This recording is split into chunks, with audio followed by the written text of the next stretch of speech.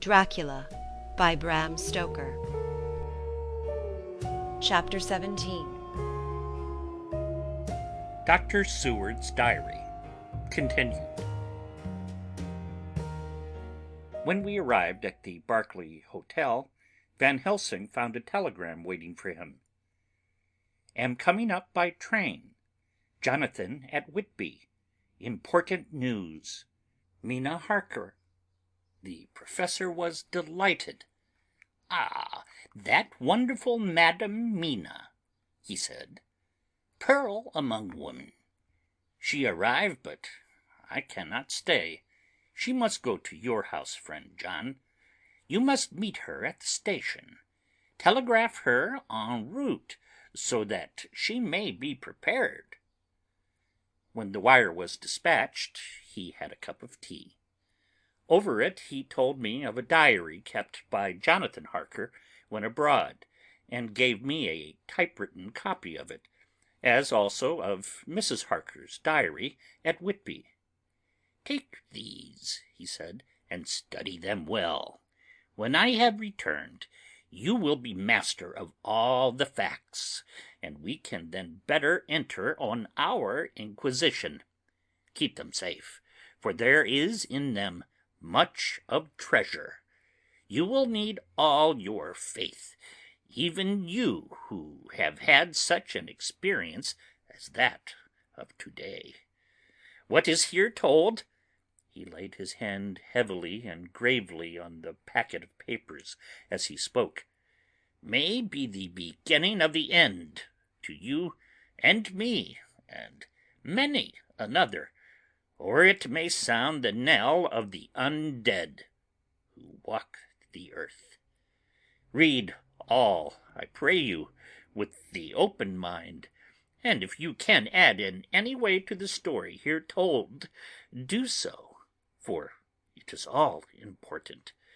You have kept a diary of all these so strange things, is it not so? Yes, then we shall go through all these together when we meet."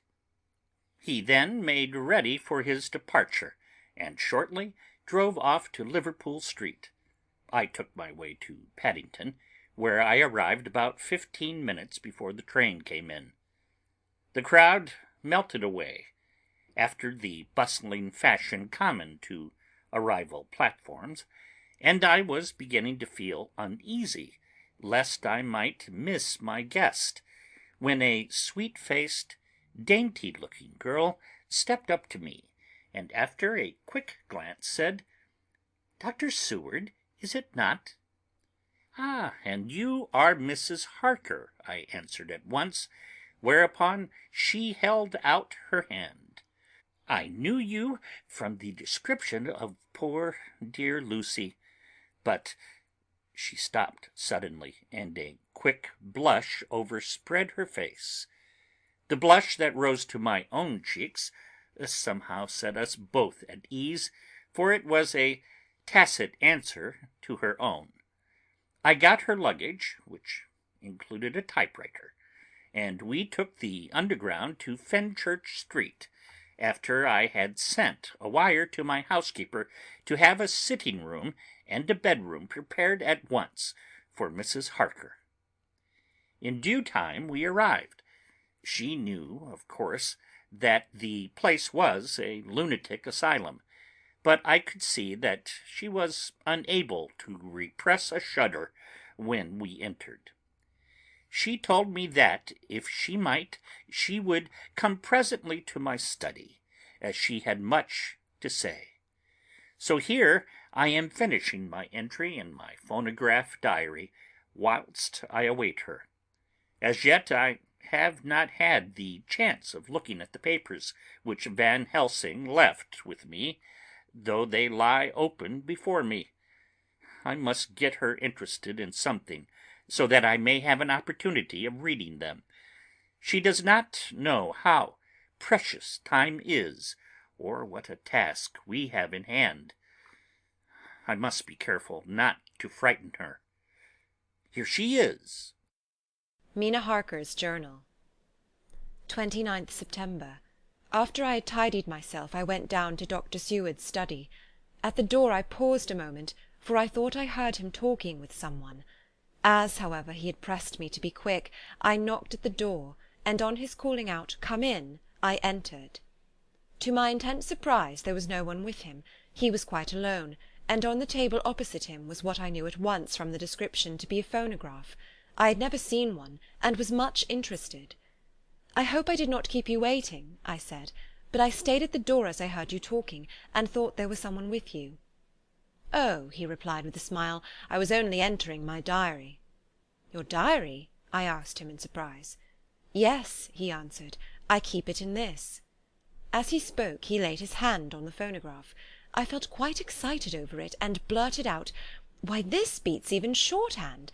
May I hear it say something?" "Certainly," he replied with alacrity, and stood up to put it in train for speaking. Then he paused, and a troubled look overspread his face. "The fact is," he began awkwardly, "I only keep my diary in it, and as it is entirely, almost entirely, about my cases, it may be awkward.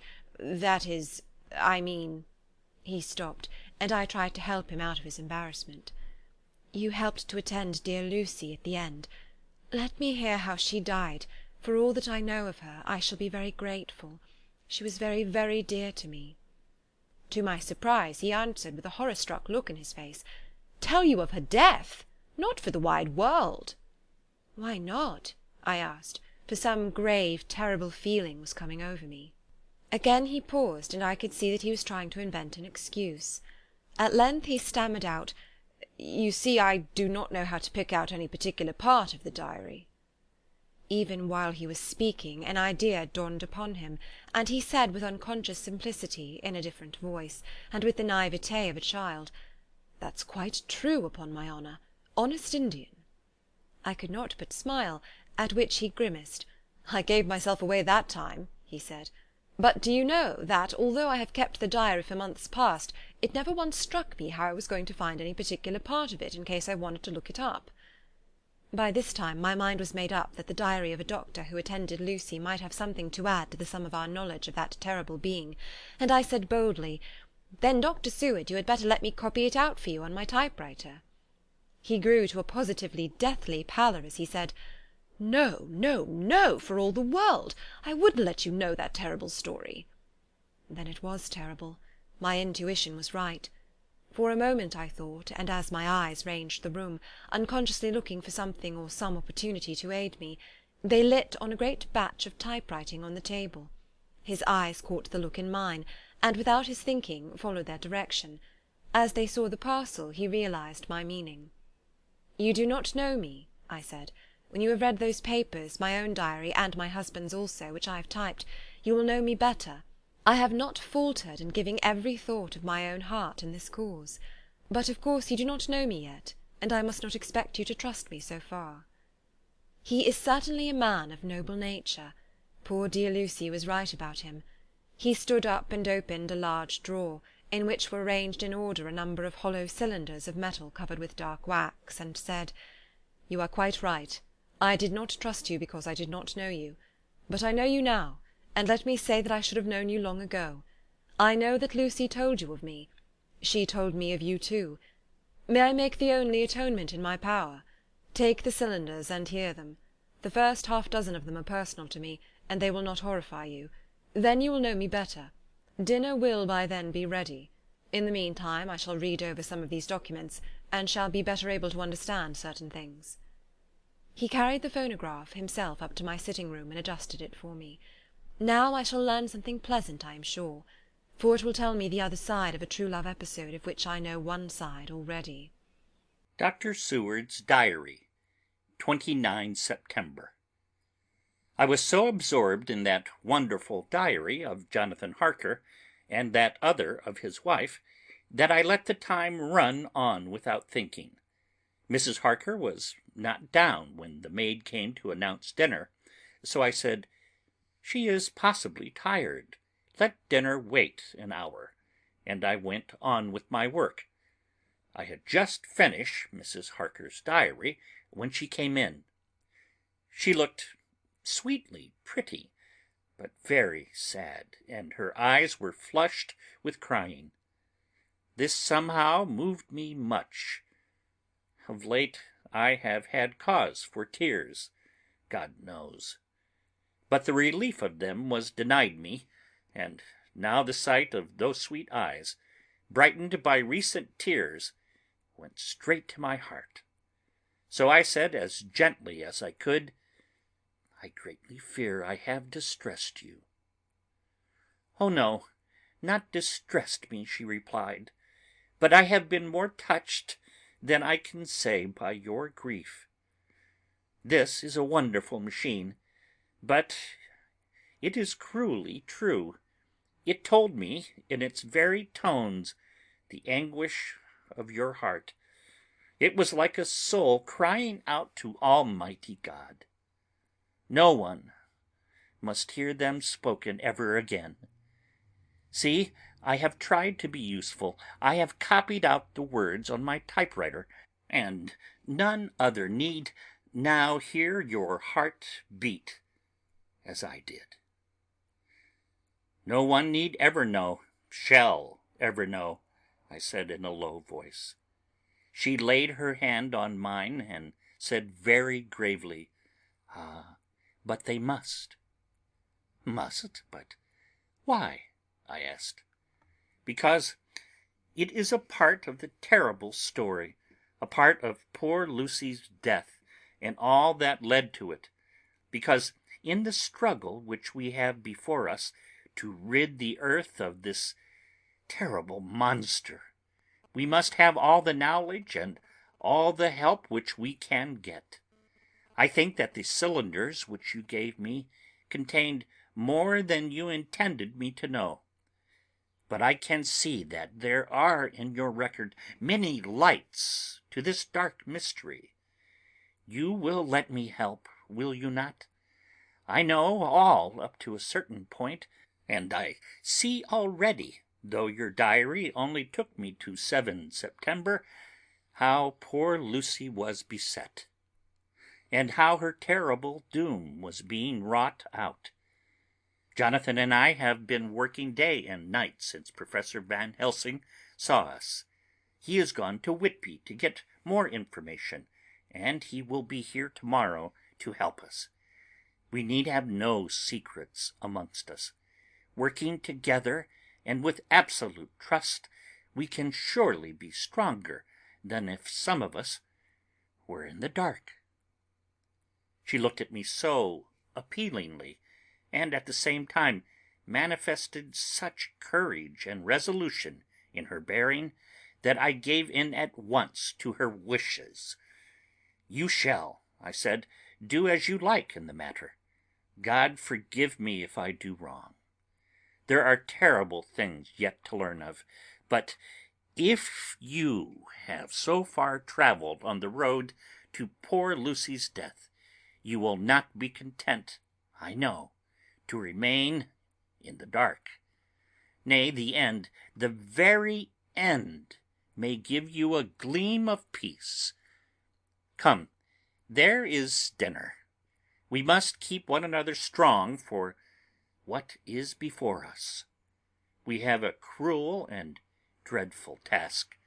When you have eaten, you shall learn the rest, and I shall answer any questions you ask, if there be anything which you do not understand, though it was apparent to us who were present."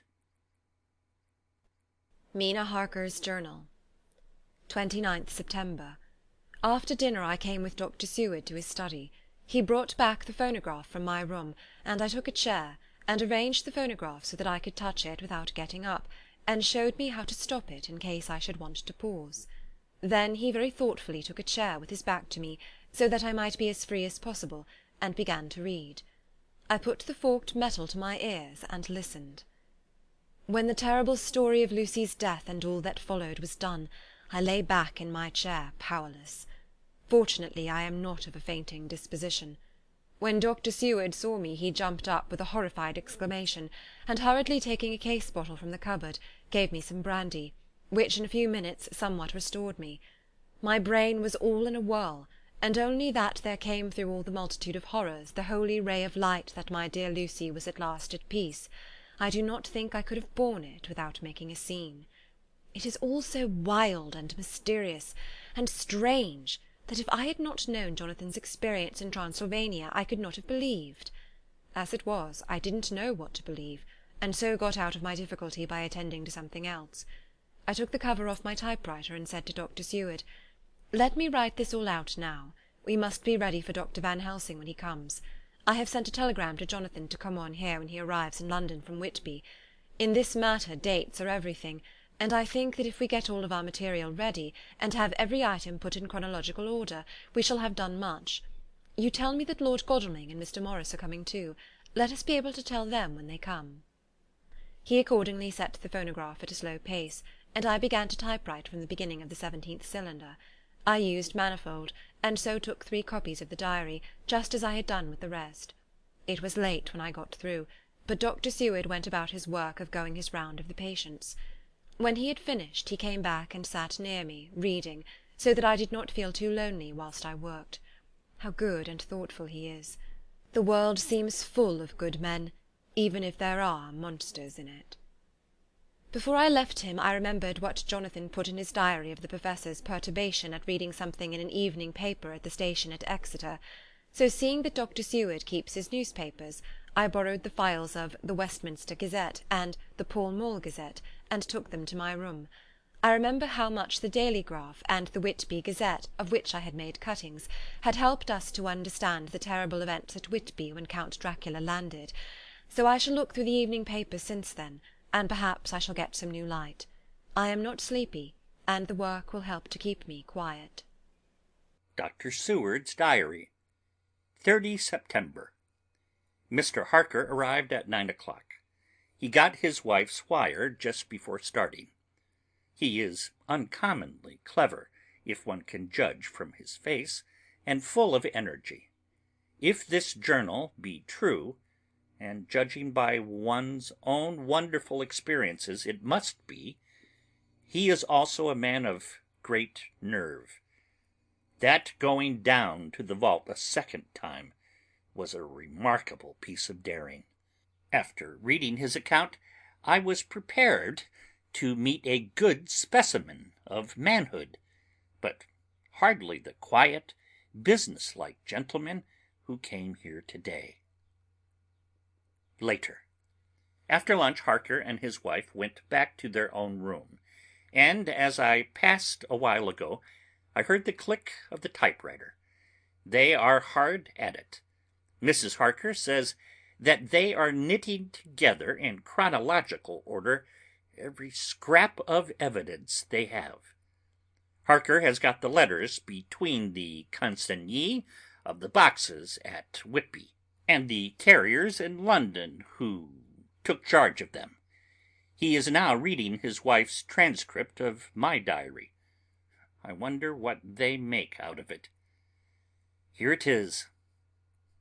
Strange that it never struck me that the very next house might be the Count's hiding-place. Goodness knows we had enough clues from the conduct of the patient Renfield. The bundle of letters relating to the purchase of the house were with the transcript. Oh, if we had only had them earlier, we might have saved poor Lucy. Stop. That way madness lies. Harker has gone back and is again collecting material. He says that by dinner time they will be able to show a whole connected narrative. He thinks that in the meantime I should see Renfield, as hitherto he has been a sort of index to the coming and going of the Count. I hardly see this yet, but when I get at the dates I suppose I shall. What a good thing that Mrs. Harker put my cylinders into type. We never could have found the dates otherwise. I found Renfield sitting placidly in his room with his hands folded, smiling benignly. At the moment he seemed as sane as anyone I ever saw. I sat down and talked with him on a lot of subjects, all of which he treated naturally. He then, of his own accord, spoke of going home, a subject he has never mentioned to my knowledge during his sojourn here. In fact, he spoke quite confidently of getting his discharge at once. I believe that, had I not had the chat with Harker and read the letters and the dates of his outbursts, I should have been prepared to sign for him, after a brief time of observation. As it is, I am darkly suspicious. All those outbreaks were in some way linked with the proximity of the Count. What then does this absolute content mean? Can it be that his instinct is satisfied as to the vampire's ultimate triumph? Stay, he is himself zoophagus, and in his wild ravings, outside the chapel door of the deserted house, he always spoke of master. This all seems confirmation of our idea. However, after a while I came away. My friend is just a little too sane at present to make it safe to probe him too deep with questions. He might begin to think, and then... So I came away.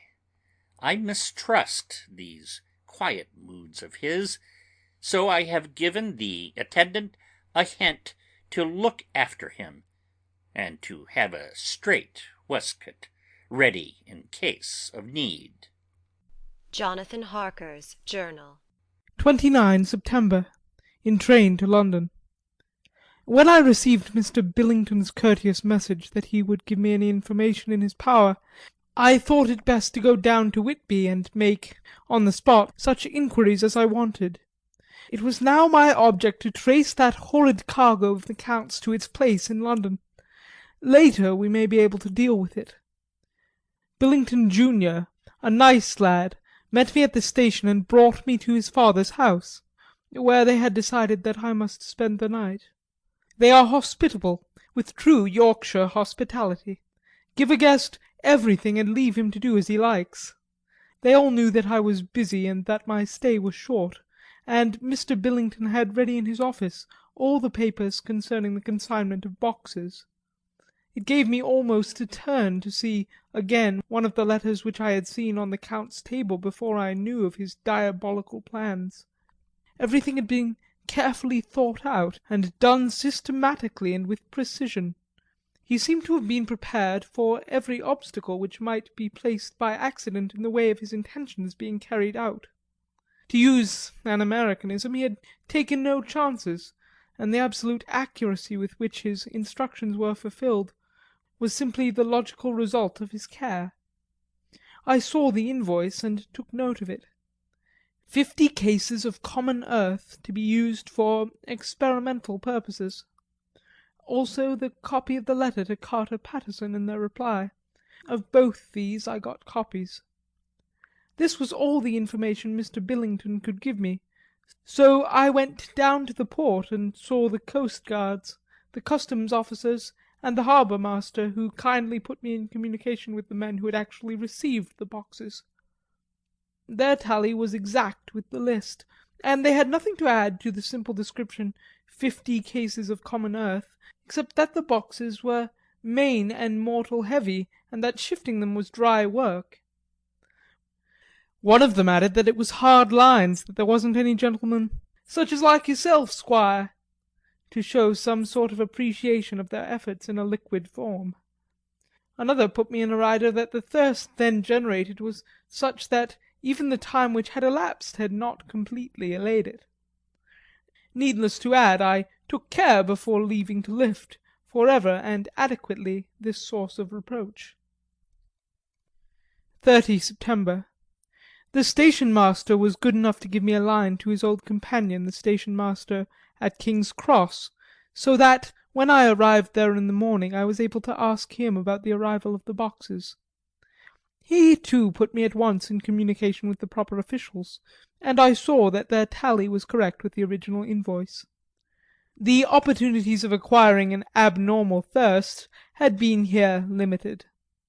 A noble use of them, however, had been made, and again I was compelled to deal with the result in ex post facto manner. From thence I went to Carter Paterson's central office, where I met with the utmost courtesy.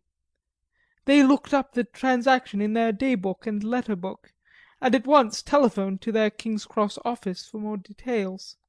By good fortune the men who did the teaming were waiting for work, and the official at once sent them over, sending also by one of them the way-bill and all the papers connected with the delivery of the boxes at Carfax. Here again I found the tally agreeing exactly. The carrier's men were able to supplement the paucity of the written word with a few more details. These were, I shortly found, connected almost solely with the dusty nature of the job and the consequent thirst engendered in the operators. On my affording an opportunity, through the medium of the currency of the realm, of the allaying at a later period this beneficial evil, one of the men remarked, "That 'ere house, guv'nor, is the rummiest I ever was in. Blimey! But it ain't been touched this 100 years. There was dust that thick in the place you might have slept on it without hurtin' of your bones. And the place was that neglected that you might have smelled old Jerusalem in it. But the old chapel, that took the cake, that did. Me and my mate, we thought we'd never git out quick enough. Lor, I wouldn't take less nor a quid a moment to stay there arter dark." Having been in the house I could well believe him, but if he knew what I know, he would, I think, have raised his terms. Of one thing I am now satisfied, that all those boxes which arrived at Whitby from Varna in the Demeter were safely deposited in the old chapel at Carfax. There should be 50 of them there, unless any have since been removed, as from Dr. Seward's diary I fear. Later. Mina and I have worked all day, and we have put all the papers into order. Mina Harker's Journal. 30th September. I am so glad that I hardly know how to contain myself.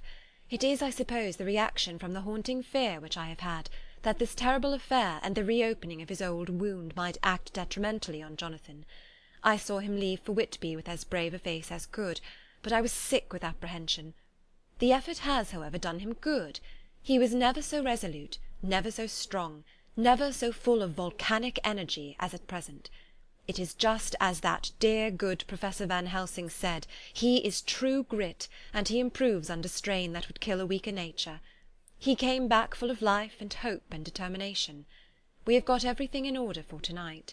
I feel myself quite wild with excitement. I suppose one ought to pity anything so hunted as the Count. That is just it. The thing is not human, not even a beast. To read Dr. Seward's account of poor Lucy's death and what followed is enough to dry up the springs of pity in one's heart. Later. Lord Godalming and Mr. Morris arrived earlier than we expected. Dr. Seward was out on business and had taken Jonathan with him, so I had to see them. It was to me a painful meeting, for it brought back all poor dear Lucy's hopes of only a few months ago. Of course they had heard Lucy speak of me, and it seemed that Dr. Van Helsing too had been quite blowing my trumpet, as Mr. Morris expressed it. Poor fellows, neither of them is aware that I know all about the proposals they made to Lucy. They did not quite know what to say or do, as they were ignorant of the amount of my knowledge, so they had to keep on neutral subjects. However, I thought the matter over, and came to the conclusion that the best thing I could do would be to post them on affairs right up to date. I knew from Dr. Seward's diary that they had been at Lucy's death, her real death, and that I need not fear to betray any secret before the time. So I told them as well as I could that I had read all the papers and diaries, and that my husband and I, having typewritten them, had just finished putting them in order. I gave them each a copy to read in the library. When Lord Godalming got his and turned it over, it does make a pretty good pile. He said, "Did you write all this, Mrs. Harker?" I nodded, and he went on. "I don't quite see the drift of it, but you people are all so good and kind, and have been working so earnestly and so energetically, that all I can do is to accept your ideas blindfold and try to help you. I have had one lesson already in accepting facts that should make a man humble to the last hour of his life. Besides, I know you loved my Lucy." Here he turned away and covered his face with his hands. I could hear the tears in his voice. Mr. Morris, with instinctive delicacy, just laid a hand for a moment on his shoulder, and then walked quietly out of the room. I suppose there is something in a woman's nature that makes a man free to break down before her, and express his feelings on the tender or emotional side without feeling it derogatory to his manhood. For when Lord Godalming found himself alone with me, he sat down on the sofa and gave way utterly and openly. I sat down beside him and took his hand. I hope he didn't think it forward of me, and that if he ever thinks of it afterwards he never will have such a thought. There I wrong him. I know he never will. He is too true a gentleman.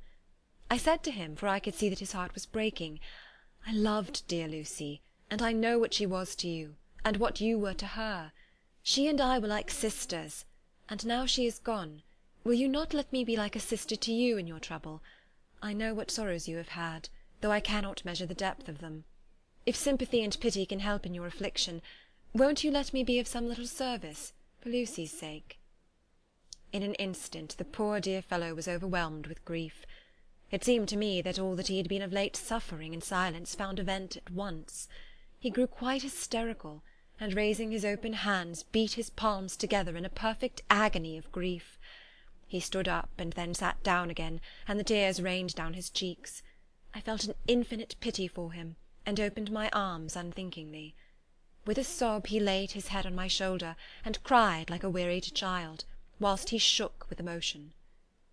We women have something of the mother in us that makes us rise above smaller matters, when the mother spirit is invoked. I felt this big, sorrowing man's head resting on me, as though it were that of a baby that some day may lie on my bosom, and I stroked his hair as though he were my own child. I never thought at the time how strange it all was.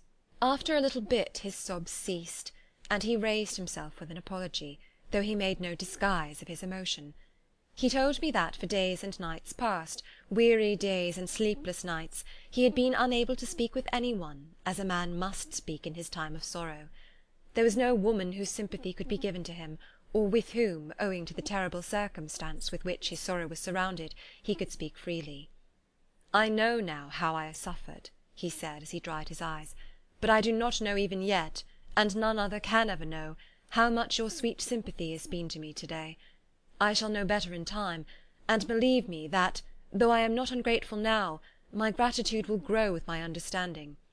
You will let me be like a brother, will you not, for all our lives, for dear Lucy's sake?" "For dear Lucy's sake," I said, as we clasped hands. "Ay, and for your own sake," he added. "For if a man's esteem and gratitude are ever worth the winning, you have won mine to-day. If ever the future should bring you to a time when you need a man's help, believe me you will not call in vain. God grant that no such time may ever come to you to break the sunshine of your life, but if it should ever come, promise me that you will let me know." He was so earnest, and his sorrow was so fresh, that I felt it would comfort him, so I said, "I promise." As I came along the corridor I saw Mr. Morris looking out of a window. He turned as he heard my footsteps. "How is Art?" he said. Then noticing my red eyes, he went on, "Ah, I see you have been comforting him. Poor old fellow, he needs it. No one but a woman can help a man when he is in trouble of the heart, and he had no one to comfort him." He bore his own trouble so bravely that my heart bled for him. I saw the manuscript in his hand, and I knew that when he read it he would realize how much I knew, so I said to him, "I wish I could comfort all who suffer from the heart. Will you let me be your friend, and will you come to me for comfort if you need it? You will know later why I speak." He saw that I was in earnest, and stooping took my hand, and raising it to his lips, kissed it. It seemed but poor comfort to so brave and unselfish a soul, and impulsively I bent over and kissed him. The tears rose in his eyes, and there was a momentary choking in his throat. He said quite calmly, "Little girl, you will never forget that true-hearted kindness, so long as ever you live." Then he went into the study to his friend. Little girl! The very words he had used to Lucy, and oh, but he proved himself a friend. End of chapter 17.